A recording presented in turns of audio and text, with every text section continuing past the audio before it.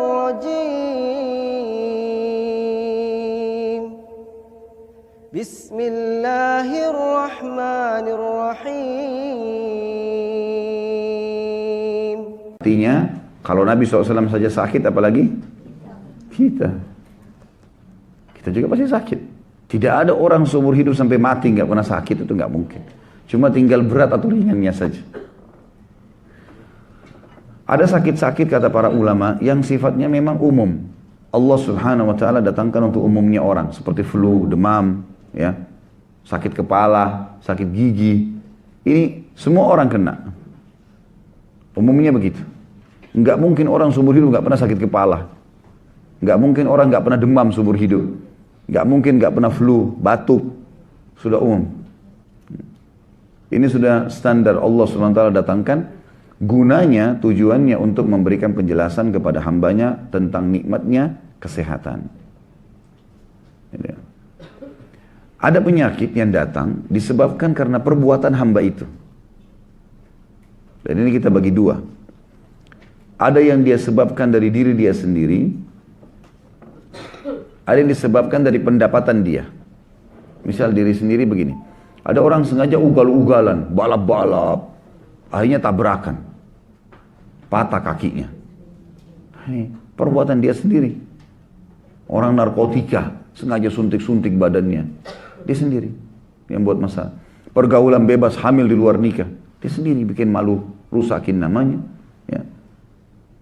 Ini nggak perlu terjadi, nggak boleh ini. Allah SWT larang ini. Dalam Al-Quran Allah berfirman, A'udzubillahi minasyaitonirrajim, wala tuhliku anfusakum. Jangan binasakan diri kalian. Tapi maaf saya nggak ingat di ayat dan surah apa ini. Tapi jelas ada firman Allah yang berbunyi, wala tuhliku anfusakum. Jangan binasakan diri kalian. Makna ini kata ulama tafsir, jangan pernah jerumuskan diri kalian pada hal yang merusak nama kalian, merusak fisik kalian, merusak harta kalian, atau merusak martabat kalian. Nggak boleh ini. Nggak boleh orang sengaja mempertaruhkan hartanya, nama baiknya, nggak boleh. Kita tahu ini bahaya, jangan. Nggak usah. Gitu kan? Jangan sama sekali ngerusak itu, karena itu akibatnya ada. Kita buat sesuatu, akibatnya ada. Maka cerdaslah. Jangan masuk ke zona yang berbahaya buat kita, enggak. Enggak boleh sama sekali. Jangan binasakan diri, maksudnya jangan binasakan diri, jangan jerumuskan diri pada yang bahaya. Tubuh kita, harta kita, keluarga kita, martabat kita, semua enggak boleh.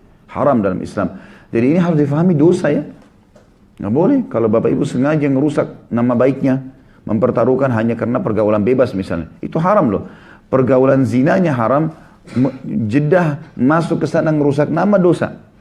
Nggak boleh kita rusak nama baik kita. Allah kasih kita baik-baik kok, terhormat. Ngapain kita rusak? Hartanya sengaja dimasukkan pada hal-hal yang haram seperti orang main judi, nggak jelas.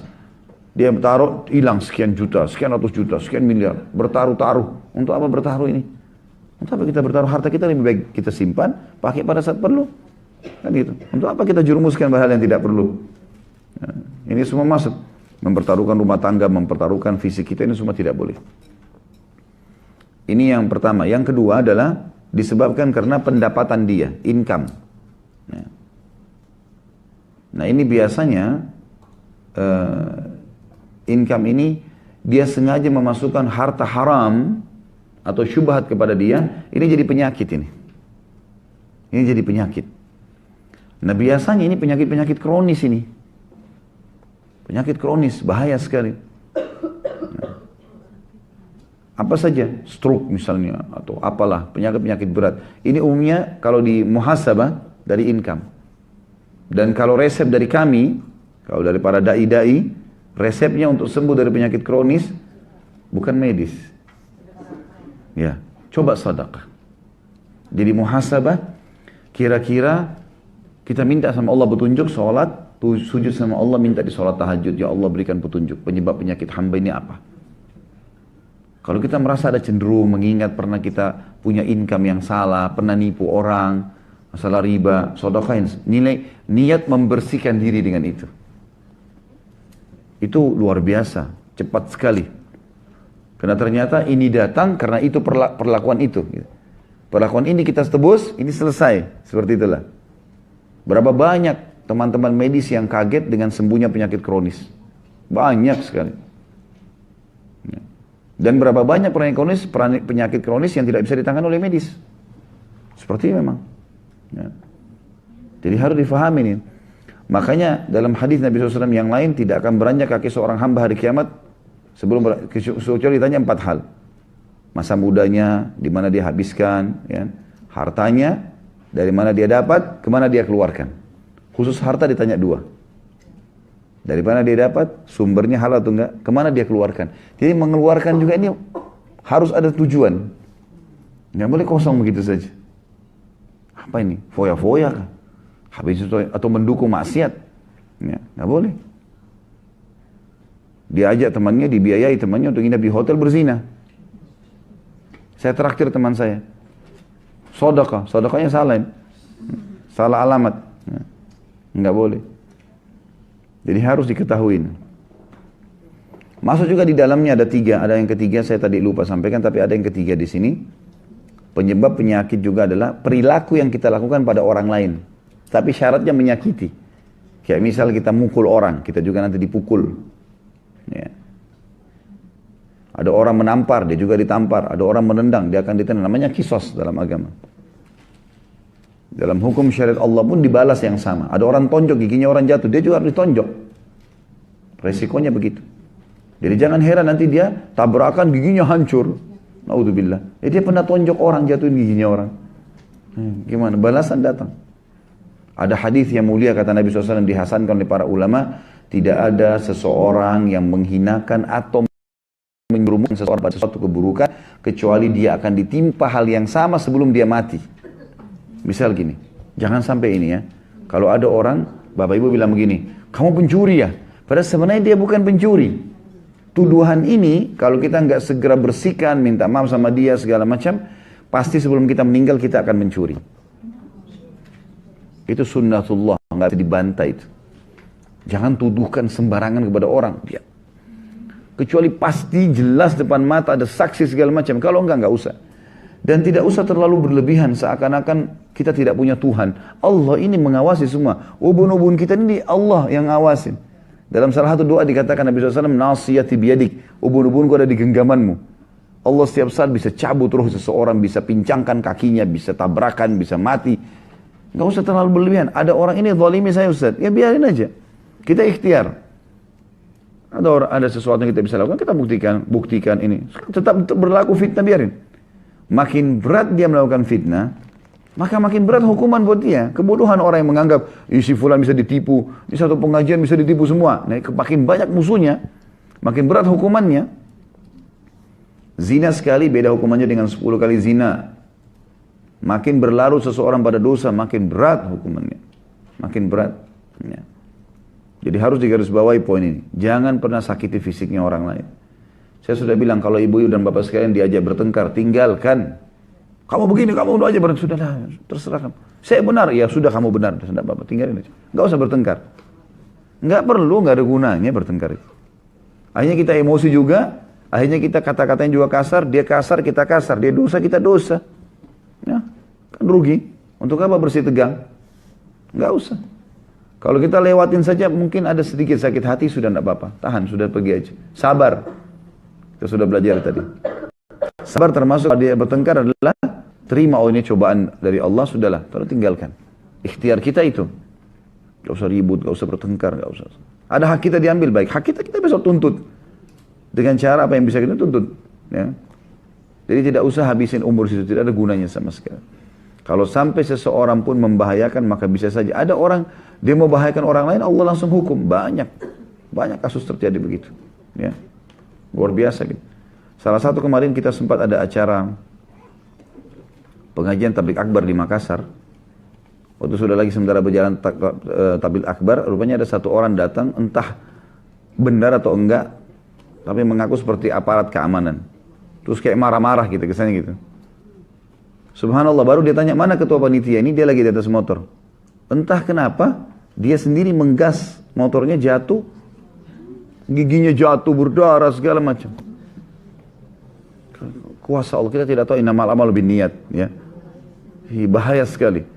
Nggak perlu kita masuk ke zonanya orang lain. Sudahlah, jadi hamba Allah yang patuh. Kita jadi diri kita sendirilah. Kita makan, urus diri kita sendiri, ya. Gak usah cari tahu. Gitu. Sesuatu yang dijangkau oleh mata, kalau benar dukung, kalau salah, larang. Sekali lagi saya bilang, jangan campur urusannya orang lain. Gak perlu tahu tetangga ganti AC baru atau enggak, beli mobil baru atau enggak, gak usah. Jangan tetangga beli AC, kita yang kedinginan. Nah. Sudah berapa kali saya bilang, ada mobil baru antar, tuh nintip, beli apa itu? Biarin dia mau beli apa, biarin dia mau ubah rumahnya seperti apa.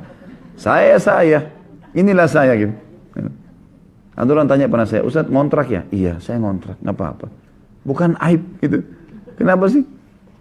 Bukan aib, apanya aib gitu? Oh malu nanti orang lain tahu enggak? Kenapa memang gitu? Nggak ada sesuatu yang salah, nggak ada yang aib. Nggak, alhamdulillah kita nikmati apa yang ada, Allah kasih selesai. Nggak ada sesuatu yang perlu kita merasa malu, gengsi sama orang. Nggak ada, ini bagi seorang mukmin. Harus difahami poin ini. Kembali ke masalah tadi. Jadi ada penyakit, atau penyakit pasti akan kena semua orang, yang standar batuk, flu, demam, ya apalah ya, ini sudah umum. Ada penyakit yang tidak umum. Nah ini sebabnya 3 tadi. Penyakit yang tidak umum ada sebabnya 3. Bisa karena apa tadi? Penyebabnya diri sendiri. Dia sengaja tabrakin orang, dia sengaja jatuh, dia sengaja. Ada orang begitu semua sengaja. Di Saudi itu kebongkar ada orang gara-gara mau jual narkotika di Saudi, dia sampai sengaja tabrakin kakinya di Riyadh. Sengaja, mobil lagi lewat dia tabrak kakinya. Patah kakinya, diamputasi. Pakai kaki palsu. Ternyata kaki palsu ini dipakai untuk taruh narkotika. Ketangkap. Rupanya kan kalau dia pakai kaki palsu kan lewat-lewat apa alat itu kan bunyi nggak apa-apa. Punya surat dokter. Tapi lama-lama sudah bersekian lama dia jalan, polisinya jadi curiga. Kok ini orang bolak-balik terus? Biasanya orang yang kerja di Saudi itu harus ada izin dari sponsor untuk bolak-balik. Ini orang kok 1 tahun sampai 2-3 kali balik.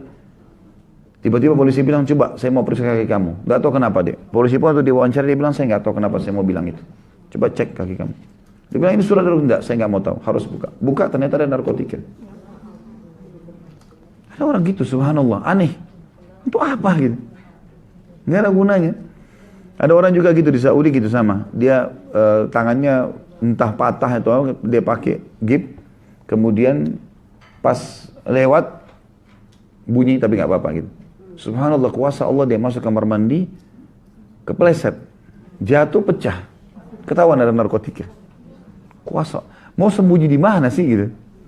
Mau kemana kita? Sehebat apa sih gitu? Sehebat apa? Makin kita pasrah kepada Allah, makin kita ikut peraturan, makin kita jadi hamba Allah yang baik, makin enak loh sebenarnya. Jangan buat masalah dalam hidup ini. Gak usah buat masalah, untuk apa? Itu penyebab diri sendiri. Atau ya, income yang haram, mendatangkan penyakit kronis, atau mengganggu orang lain, menyakiti secara fisik atau kata-kata, semua berlaku pada kita. Nah, sudah pernah kita jelaskan hadis Nabi SAW, kama tadinu tudan. Sebagaimana kau berperilaku, kau pun akan dibalas itu. Ya. Saya sudah sempat kirimkan kemarin apa di Bulinis ya, kalau tidak salah ada yang RBT yang sudah direkam suara. Itu diantaranya ada yang kita rekam dan memang disengaja disebari untuk menjadi dakwah. Jadi pada saat ada panggilan masuk, itu memang panggilannya itu. Termasuk hadis tadi, balasan perbuatanmu. Selalu dengar, ingat. Kama tadinu tudan, sebagaimana kau berperilaku kau akan dibalas yang sama. Hari ini kau gunjing, kau akan digunjing. Besok hari ini kau fitnah, besok kau akan difitnah. Hari ini kau mukul, besok kau akan dipukul. Tidak bisa lolos. Nggak bisa lolos. Jangan buat itu. Nggak usah masuk ke zona itu. Ya. Baik. Kemudian tentu berhubungan juga dengan masalah sakit. Pelajaran yang kita ambil adalah Nabi SAW bersabda dalam sebuah hadis, Allah tidak turunkan penyakit kecuali Allah datangkan obat bersamanya. Jadi tidak benar itu pernyataan yang mengatakan penyakit ini tidak ada obatnya. Itu mungkin penelitian sementara para medis. Kan banyak penyakit yang dulu dianggap tidak ada obatnya sekarang ada kan? Tapi yang jelas kita sebagai seorang muslim tahu tidak ada penyakit kecuali ada obatnya, itu hadis sahih. Allah tidak menurunkan penyakit kecuali Allah turunkan bersamanya obatnya. Maka berobatlah wahai hamba-hamba Allah. Berarti kita nggak boleh vakum, suruh berobat, ikhtiar. Saya nggak mau minum vitamin sekarang, karena saya pikir nggak usah lah, nggak perlu. Padahal sebenarnya dia perlu. Kenapa nggak dipakai? Konsumsi, nggak ada masalah. Selama bahannya halal nggak ada masalah. Gitu kan? Ini kaidah penting dalam masalah pengobatan. Tidak ada penyakit kecuali Allah turunkan bersamanya.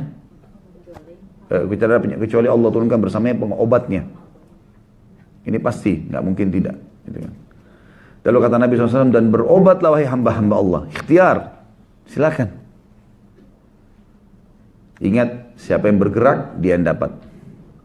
Itu pepatah bahasa Arab. Ya. Artinya, mengkhayal orang mau dikenal, orang mau berprestasi, lalu tidak ada hasil, tidak ada karyanya. Mengkhayal. Dia mau sembuh tapi tidak ada ikhtiarnya. Mengkhayal ini semua. Gimana caranya? Mau menikah tapi tidak ada ikhtiar. Berdoa, berusaha, memperbaiki namanya, ya. Orang pasti akan mau, kan gitu. Harus ada ikhtiar. Dan orang yang tidak ada ikhtiar ini mengkhayal mau jadi orang tidak punya nama, nggak mungkin, mustahil. Yang bergerak dia akan dapatkan.